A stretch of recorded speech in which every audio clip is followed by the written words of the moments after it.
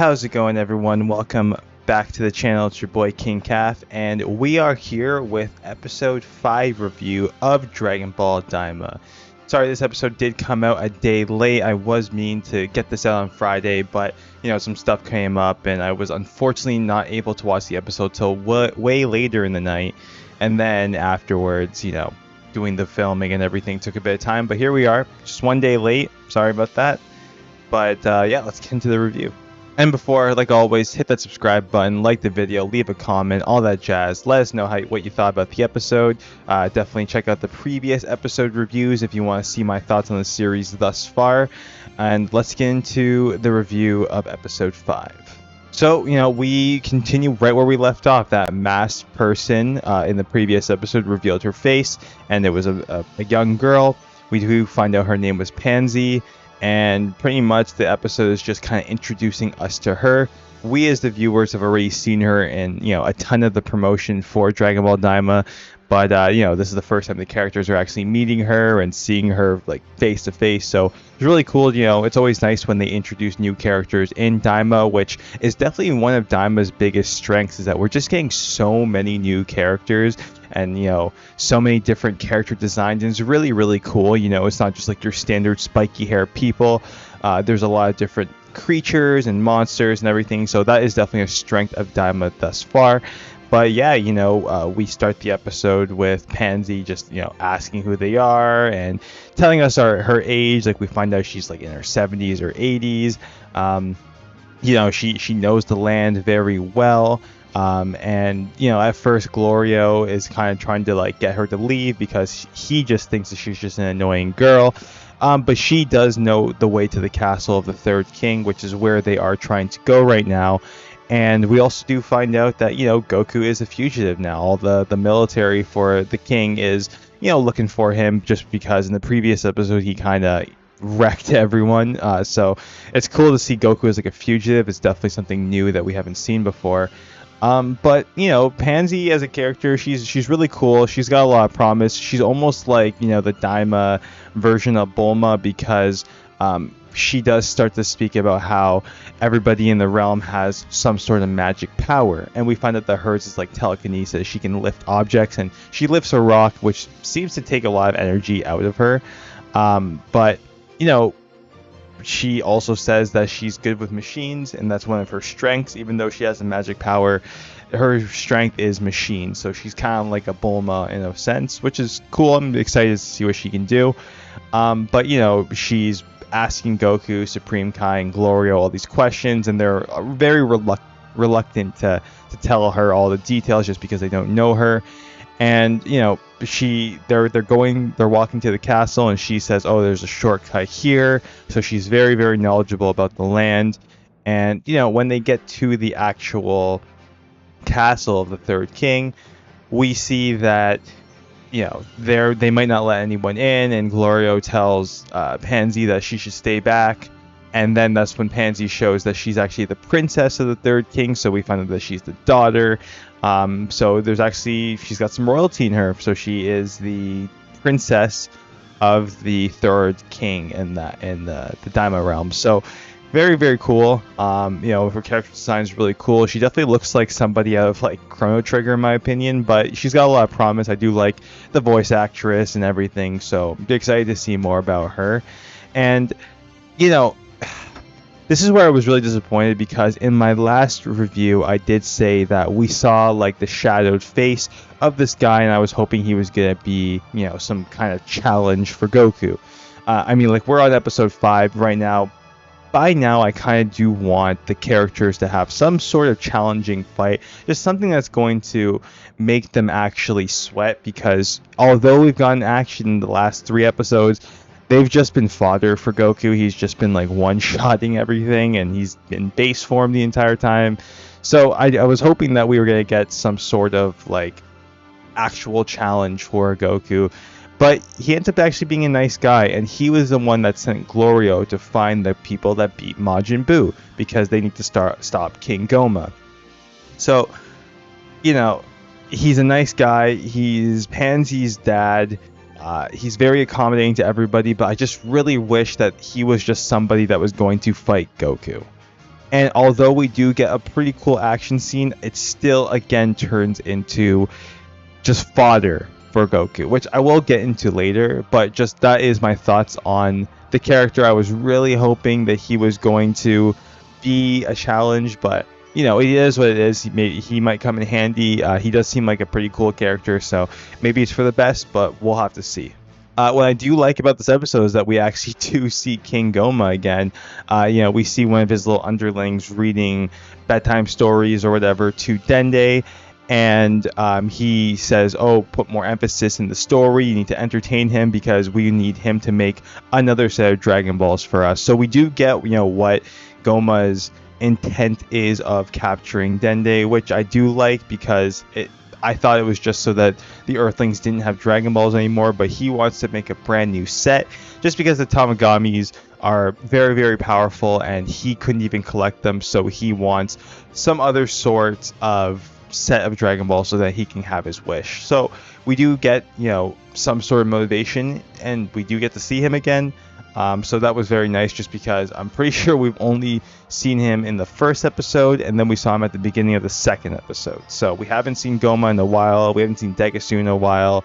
We haven't seen the Namekian in a while. So it was nice to see, you know, some villain perspective, even though it was short. I'm glad they did have that scene in the story. That's another thing. So like the Tamagamis, they're supposed to be very powerful. It seems like everybody in the realm is very scared of them, and the king says to Goku that you plan on defeating all three of them.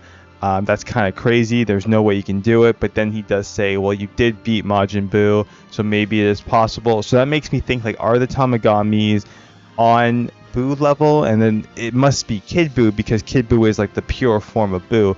So is he on like Kid Buu level, maybe a little bit under, which could be interesting because, you know, although Goku at full power Super Saiyan 3 was stronger than Kid Buu, it's still a hard fight for him. He's got a lot of stamina, so I'm not sure how that's going to show. I mean, obviously Goku has gotten stronger, probably through like Zenkai buffs and all that stuff, but that is interesting. Like, I wonder if they are just as powerful as Kid Buu, if they're a little bit weaker.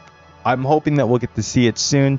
You know, maybe one of them is weaker, maybe one of them is more powerful. We don't know yet. But I'm just very interested to see, you know, what's the power scale for these Tamagamis, because everybody seems to be afraid of them. But again, the third king did say maybe you can beat it because you beat Majin Buu. So that's just a line that I did notice in the episode, and it's got me curious to see how strong are these three protectors of their Dragon Balls.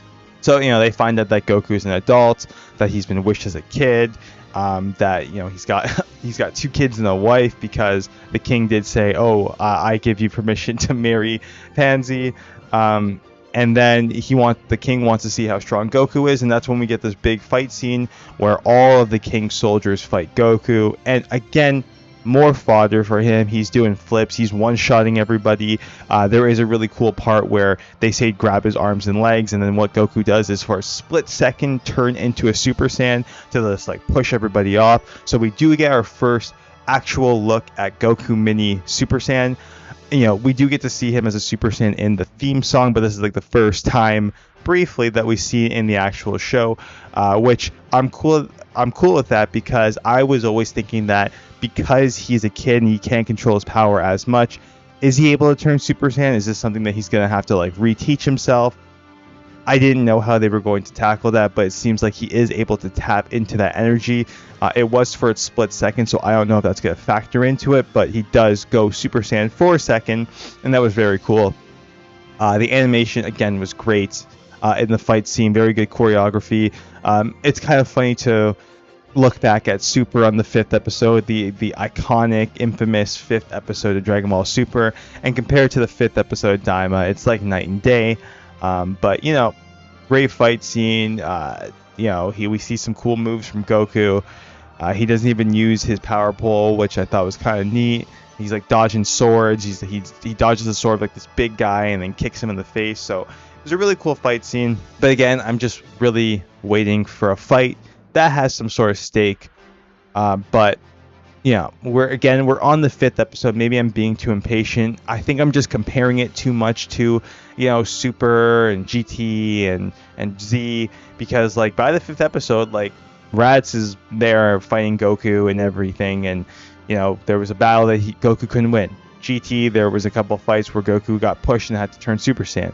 Super, he fights Beerus in the 5th episode. As bad as the animation was, he fought Beerus in the 5th episode. So, so far, I get that they're taking their time with it, and I'm cool with that as long as there's an interesting and entertaining episode. But I'm still just waiting for like that fight where they can really flex the animation instead of just having like one-shot guys that get punched and they're out of the scene after, So, great fight scene, but like, I'm ready for more. I'm just ready for more. I think I'm being impatient, but hopefully sooner than later.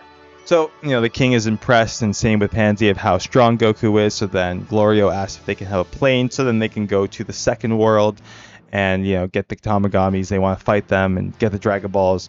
So he gets a plane. Pansy says that she's going to go with them. The king is reluctant at first, but then he does agree. Goku says he will protect her. So it's kind of like this version of Pan in sense, like when you're comparing it to like the first Black Star Dragon saga of GT, very similar to that. So they take off. Pansy's got a bunch of like luggage in the back, and this causes their plane to crash. It's because it crashed. That's where the episode ends. We don't know where they're crashing, if there's going to be stuff around them, if they're going to be lost. We don't know yet, but that's where the episode ends. So, yeah, I mean, entertaining episode. We're getting more characters. We're getting more lore building. But I don't know. I'm just waiting for things to happen. But I think it was still an entertaining episode. So far, 5 episodes deep. I'm really enjoying Daima. I think I just need to be a little bit more patient. But I just need one good fight, and then I'll be chill until the next good fight, So that's just my thoughts so far with Daima. I'm really liking the show, but let's get a move on, guys. Come on. And we still haven't really seen any other characters. Like we saw Bulma briefly for a second in this episode, just because they're talking about her. But we haven't seen Vegeta, we haven't seen Piccolo, we haven't seen any of the other people, we haven't seen Gohan at all. So hopefully more characters will be sent soon. The king does send somebody to go to, Universe 7 Earth to go get the other people. So I think, Vegeta and Piccolo and Bulma and Kibito will come sooner, like pretty soon. They are saying that up, but just as now, it's just Goku, Supreme Kai, and Glorio, and now Pansy. So we'll see how this translates. Let's see how long it takes for everyone else to come. And just like, guys, where the hell is Gohan? Like, he is in the flashback that Goma and Degasu were watching. So Gohan's definitely got turned into a kid, but we just haven't seen him yet. I'm wondering if they're saving him or if he's just going to be completely absent from this show. I'm not sure, but yeah, where's Gohan? But yeah, let's get to it here, guys. Just wanted to give my thoughts on the episode. Again, sorry this took so long. Entertaining episode. Not much happened. We did get some more, story building and everything. But again, I'm waiting for the next step, and hopefully, next episode we'll have some more plot pushing. I do definitely like that they had Goma appear and give some of his motivations, but I'm ready for some real stuff to happen. So if you agree with me, let me know in the comments below. Hit that like button, subscribe if you haven't already, and I'll catch you on the next video. I am planning to drop the Sonic X Shadow review, hopefully tomorrow as of the recording of this video when this is released, or maybe the day after. So definitely look out for that, and I'll catch y'all in the next video. King Calf signing out. Peace.